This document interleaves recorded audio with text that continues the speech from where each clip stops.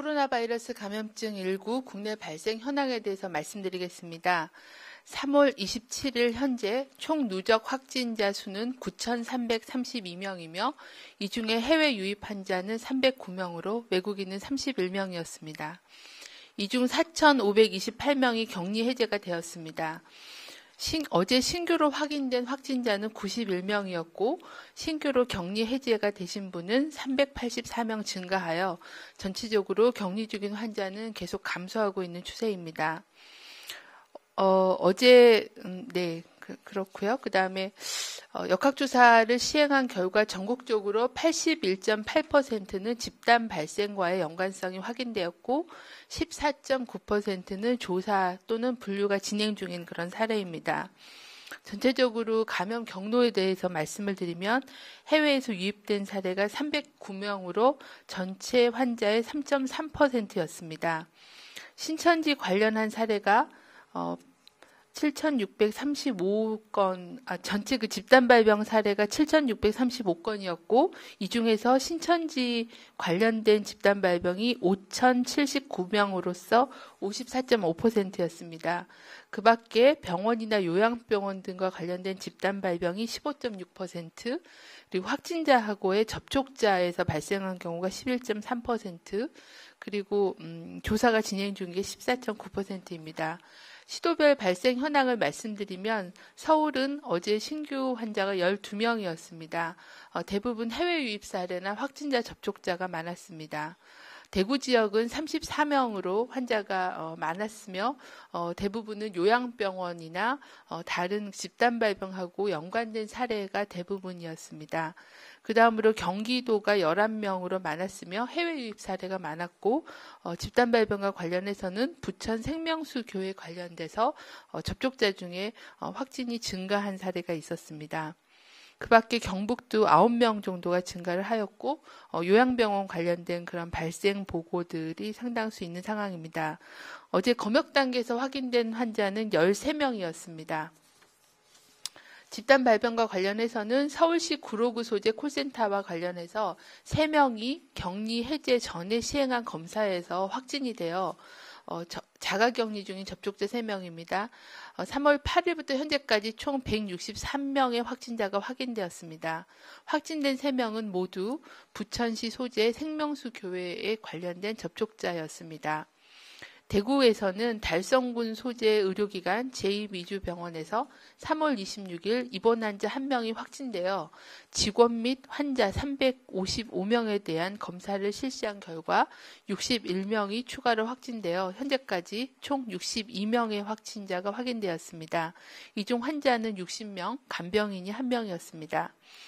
해당 의료기관은 확진자가 다수 발생한 대구의 대실요양병원과 같은 건물에 위치하여 지난 3월 21일 전 직원을 대상으로 코로나19 검사를 실시하였을 때는 음성으로 확인되었으며 이후 3월 24일 날 입원 환자 중에 1명이 확진되어 이런 접촉자와 감염 경로에 대한 조사가 진행 중에 추가로 확진 환자가 확인되었고 해당 건물 전체 이용자에 대해서는 검사가 시행 중에 있습니다. 최근 해외 유입 환자의 비율이 높아지고 있습니다. 해외 유입으로 인한 전파 차단을 위해서는 입국 단계에서의 철저한 검역과 지역사회에서의 자가격리를 철저히 관리하는 것이 중요합니다. 어제 신규 확진자 91명 중 해외 유입 사례가 19명, 총 20.9%였습니다. 해외 유입 사례 19건은 유럽 지역이 11명, 미국이 7명, 중국 외 아시아가 1명, 그리고 내국인이 모두 19명이었습니다. 검역 단계에서 확인된 사례가 13명, 지역사회 유입 후에 확인된 사례가 6명이었습니다. 정부는 3월 22일부터 유럽발 입국자에 대해서는 자가격리와 전수 진단검사를 실시하고 있습니다. 금일 0시부터는 미국발 입국자에 대해서도 자가격리 조치와 유증상자에 대한 검사를 실시할 계획입니다. 미국발 입국자 중 유증상자는 내외국인 관계없이 공항 검역소 시설에서 대기하면서 진단검사를 실시하게 됩니다. 검사 결과가 양성으로 확인된 경우에는 병원 또는 생활치료센터로 이송하여 치료받게 되고 음성으로 확인된 경우는 14일간 자가격리로 관리하게 됩니다. 입국 시 증상이 없는 내국인 및 장기 체류 외국인은 14일간 자가격리에 들어가며 증상 발생 시 코로나19 진단검사를 실시하게 됩니다. 앞으로 미국의 코로나19 확산 상황과 미국발 국내 입국자 중에 확진자의 추이를 모니터링하면서 필요한 경우 진단검사의 범위를 확대할 계획입니다. 단기 방문 외국인에 대해서는 임시검사시설에서 진단검사를 실시하여 음성일 경우는 자가관리 앱과 강화된 능동감시로 관리하겠습니다. 해외 입국자 중 자가격리 대상자는 자가격리자의 안전보호 앱, 행안부가 관리하고 있는 안전보호 앱을 입국 단계에서부터 의무적으로 설치하여 발열등 의심 증상을 매일매일 확인하고 또 위치 정보를 확인해서 생활수칙 준수 여부를 점검하는 등 관리를 강화합니다. 중앙방역대책본부는 해외 입국자에게 다음과 같은 주의사항을 준수해 주실 것을 당부드립니다. 유럽, 미국 지역 입국자는 공항에서의 검역 당국의 검역 조치에 협조를 해주시길 바라고 공항 도착 후에 바로 집으로 귀가하여 주시고 귀가 시에는 대중교통 이용을 최대한 자제하고 자차를 이용하며 이동 중에는 마스크 착용을 해주시길 당부드립니다. 오늘 중대본 발표처럼 3월 28일부터는 자차 이용이 어려운 입국자를 위해 전용 공항 리무진 버스와 KTX 전용칸 등 교통 지원을 실시할 예정입니다. 자가격리를 하는 중에는 가족 간 전파가 일어날 수 있기 때문에 개인 물품을 별도로 사용하고 가족 또는 동거인과의 접촉을 최대한 피하는 등 자가격리 지침을 준수해 주시기를 당부드립니다. 증상이 없거나 경미한 상황에서도 전파력이 있어서 전염을 시켜줄 수 있기 때문에 최대한 자가격리 기간 동안에 준수사항을 지켜주시기를 다시 한번 당부드립니다. 또한 의심 증상이 발생할 경우에는 의료기관을 직접 방문하지 말고 즉시 지자체 담당자 또는 자가격리 앱을 통해서 연락해서 선별진료소에서 검사를 받아야 합니다. 자가격리를 위반하는 경우에는 1년 이하의 징역 또는 1,000만 원 이하의 벌금에 처해질 수 있다는 것도 확인드립니다. 유럽과 미국 이외의 지역 입국자도 14일간은 가급적 자택에 머무르며 사람과의 접촉을 최소화해 주시고 외출, 출근은 하지 말고 가족 간의 감염을 막기 위해 개인위생 수칙을 준수해 주시기를 당부드립니다. 의심 증상이 발생할 경우에는 1339 콜센터의 안내 등을 통해서 선별진료소에서 진료를 받아주시고 필요한 검사를 받아주실 것을 당부드립니다. 특히 많은 사업장에서도 사업장 내에서의 전파를 차단하기 위해서는 최근 14일 동안에 해외 출장력이 있는 사람들은 귀국 후 2주간은 출근하지 않도록 당부를 해주시길 바라고 집단시설 또는 다중이용시설에서도 해외 영역이 있는 직원은 출근을 금지하고 재택근무로 전환할 것을 공고드립니다.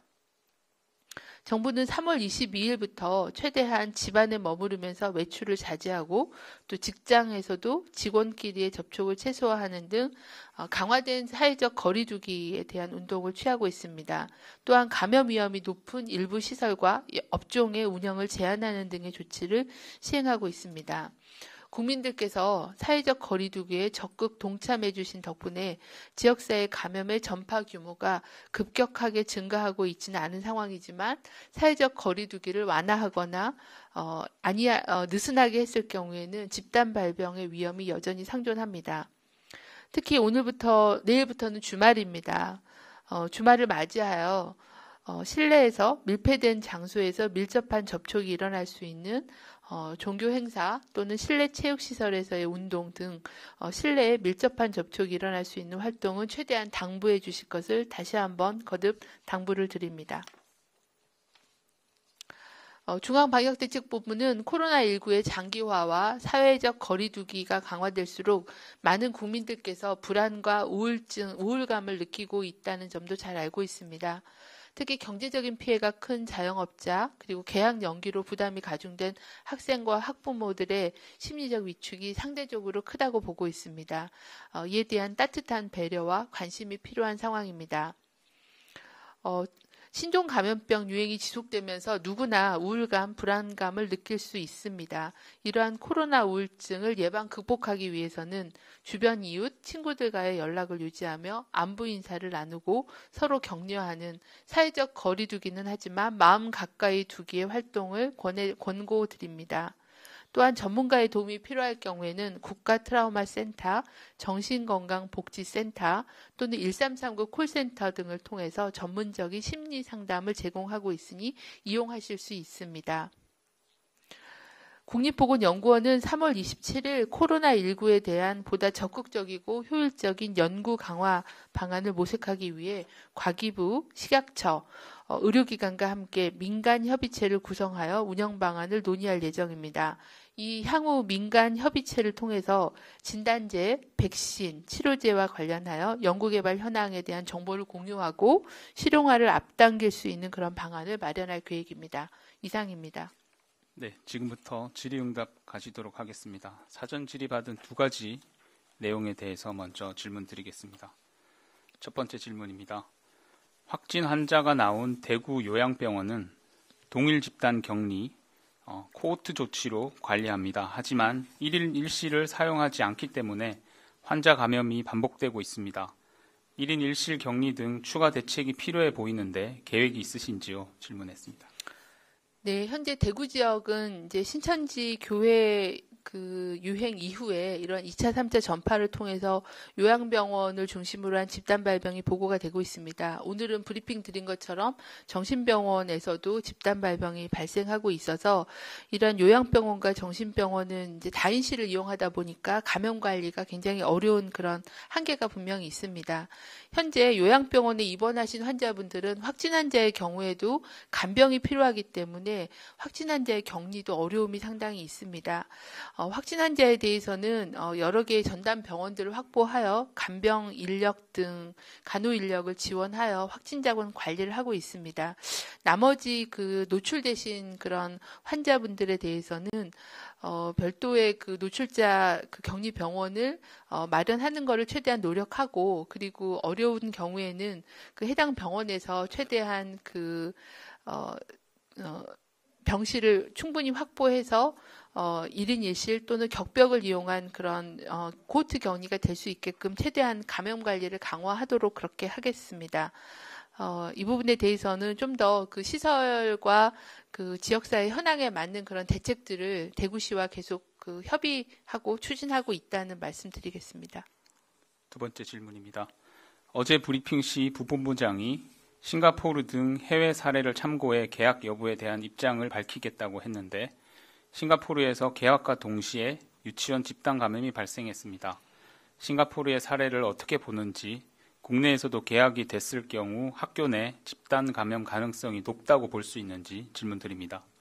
일단 싱가포르 그 학교에서의 그 집단 감염 사례는 그 원생이 감염이 된 것은 아니고 그 교사와 그다음에 종사자와 그들의 가족에서 집단 발병이 확인된 사례여서 자가격리와 검사와 조치를 진행하고 있는 걸로 알고 있습니다. 아마 우리나라도 이제 개학을 했을 때 이런 학교가 집단 생활을 하기 때문에 집단 감염의 우려가 있고 또 이런 학생들 또는 학교에서의 노출이 또 지역사회로의 그런 전파로 이어질 수 있는 그런 가능성이 있기 때문에 최대한 학교를 안전하게 하기 위해서 지역사회 감염의 숫자를 줄이기 위한 강도 높은 그런 사회적 거리두기 운동을 지금 2주간 하고 있고 또 유입 환자에 대한 그런 차단 조치를 같이 하고 있습니다. 그래서 지역사회 감염 위험이 얼마나 높으냐에 따라서 학교에서의 집단 감염의 가능성이 있다고 보고 있습니다. 그래서 남은 기간 동안 그런 지역사회 감염 위험을 최대한 차단하기 위한 노력은 하겠고요. 그리고 학교에서의 그런 감염의 위험성에 대해서는 이런 그 환자 발생 동향에 대한 분석, 위험도에 대한 분석을 해서 교육부 그리고 중대보건에서 계속 협의를 진행하도록 하겠습니다.